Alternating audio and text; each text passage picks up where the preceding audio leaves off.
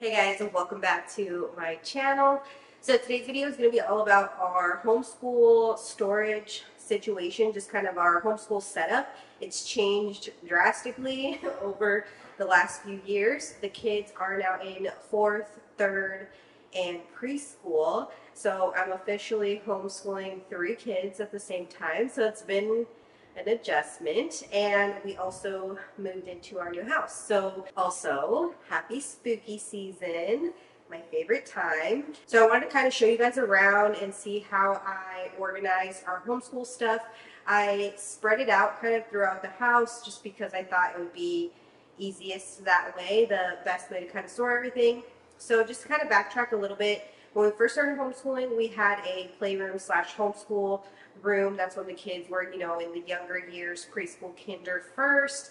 And then we moved to an apartment, and we ended up, just for a few months, and then we ended up having just a bookshelf and just a little bit of storage. At the time, I didn't have too many things, so it wasn't too bad, but I can't even imagine now trying to fit all our stuff into an apartment.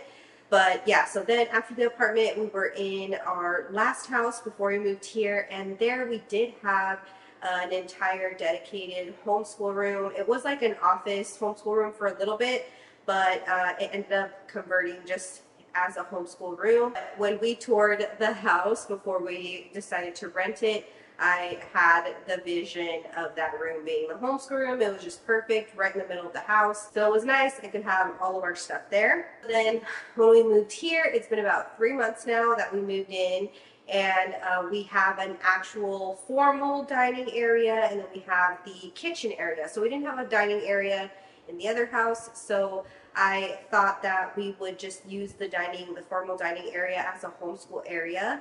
And then I bought some cabinets to go in there for us to have our most used items. So like we have like our pencils, our markers, all the things that we're going to need throughout the school day. And then I also have all our math manipulatives. I have all of our flashcards.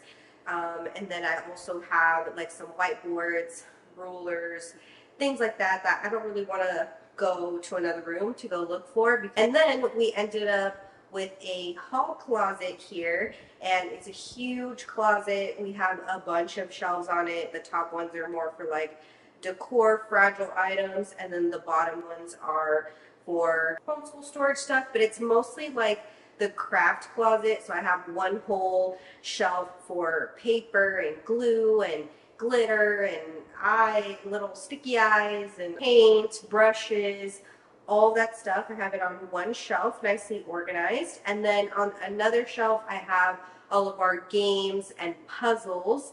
And then on the bottom, I usually have a outdoor bin that I have just all our outdoor stuff, bubbles, and just cones and things that we use outside, but right now it's actually in the garage. And then we have our gymnastics mats that we pull out for the kids to do gymnastics on. And then here in the office, as you can see behind me, I have this bookshelf, and I house all of our resources here. So these are all books that I can pull and look through when I'm planning out what lessons we're going to do, what subjects we're going to learn, and just what we have to further kind of study whatever the topic is, whatever the unit we're doing. I have like science stuff and history. I also put all of our curriculum here that we're no longer using, and I'm saving either for the next kid or for the next semester. And I also have this little shelf right here that you can see because I'm standing right in front of it. But these are all books that we're going to be using throughout this school year for sure. Like that, it's a part of a curriculum that we're using, but we're not using it right now. And so when I'm planning, I have everything right here that I can kind of pull through. And these are things that I can also pull through, but they're not planned yet for the school year. So hopefully that makes sense. And then we also decided to use one room for the playroom. So it's kind of like a playroom, hangout room for the kids. I keep all of their toys in there. They all have their like special interests, so I kind of have little areas for them to keep their things, and I use a bookshelf in there to put all of the chapter books and all of like the fun books, books that are not necessarily resources, and some of them fall a little bit in between. So there might be some over there that are resources, but I tried to keep all the fun books, the chapter books, the read alouds, the holiday books, like all the fun stuff over there. Obviously, resources learning is fun too. It's just a different kind of fun, you know. So I put all those over there in the playroom, and then I ended up having our teal bookshelf that I had in the schoolroom. If you guys have been following me or can follow me on my TikTok, you guys see that shelf a lot, and I had every single book I had on that bookshelf. But yeah, I ended up putting it in there and just using it for storage. It does have some books that are more preschool age, like for Mavis, so I think it motivates them a little bit more to like be able to see the books all the time. If I kept them in here, they like hardly ever come in here, so they wouldn't even really pay attention to them.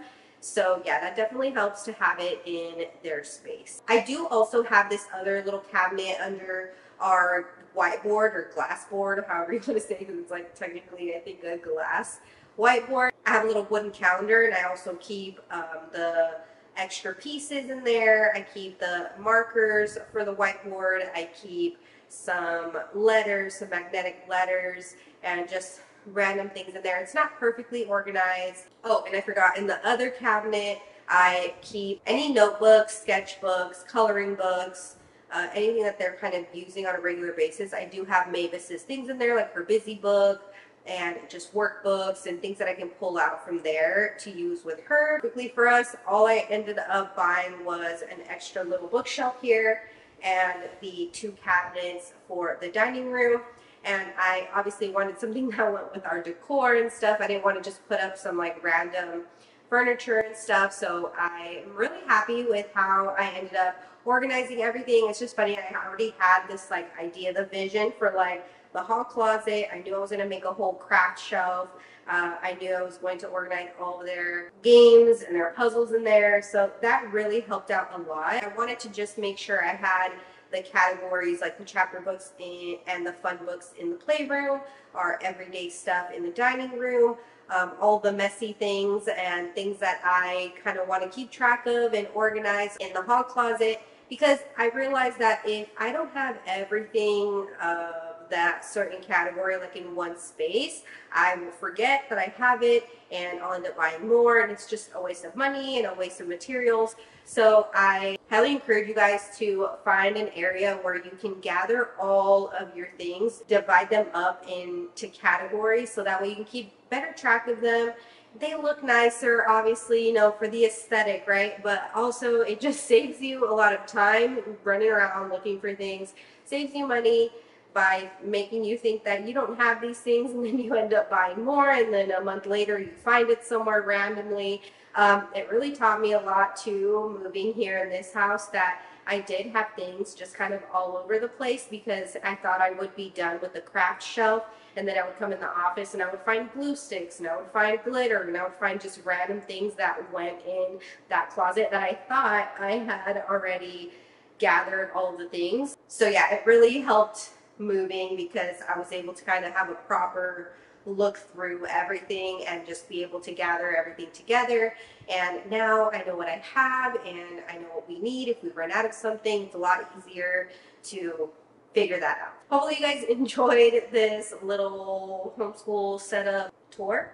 But if you guys have any other requests for videos, just please leave them down below in the comments. I'm getting back in the swing of things of making videos for you guys, and I'll see you guys in my next video. Bye!